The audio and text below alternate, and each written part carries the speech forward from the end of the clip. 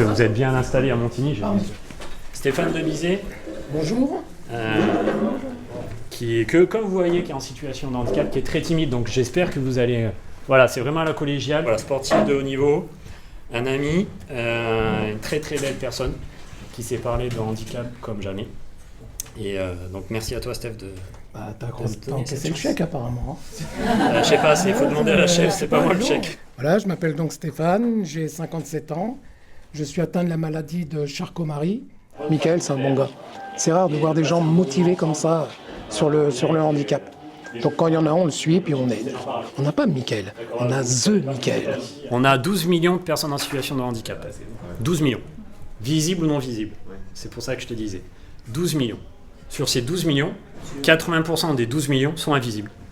C'est-à-dire qu'1 sur 6 des personnes que vous côtoyez ont un handicap invisible. On commence à mettre des termes visibles. L'objectif, il était très important pour moi, pour plusieurs raisons. C'est de parler de handicap pendant les Jeux paralympiques, mais aussi de sensibiliser et surtout de faire un échange. Et pourquoi pas au niveau national, que ça soit référencé. Il y a des gens qui ont la Charcot-Marie qui sont en fauteuil électrique, d'autres qui sont, comme moi, en fauteuil manuel.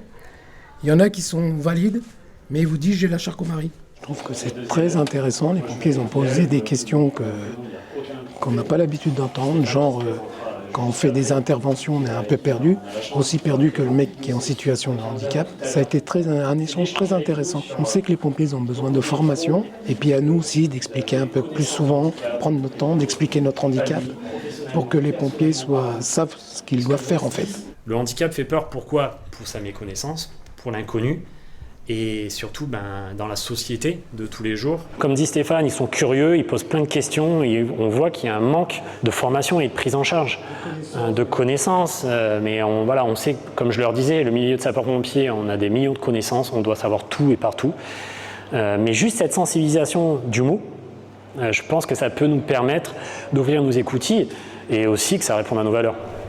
La seule réponse que j'ai à vous donner, et surtout tout ce qui est dans le cadre réglementaire, qu'est-ce qu'on fait du fauteuil, qu'est-ce qu'on fait du chien d'assistance, c'est que sans le fauteuil, Stéphane, il ne peut pas avancer, il ne peut pas vivre. Ça avance, tout doucement, on en parle. Comme je le disais, c'est un combat au quotidien. Comme les familles qui ont un enfant en situation de handicap, c'est un combat au quotidien et qu'on ne doit pas lâcher. Petit à petit, ça se libère, ça évolue.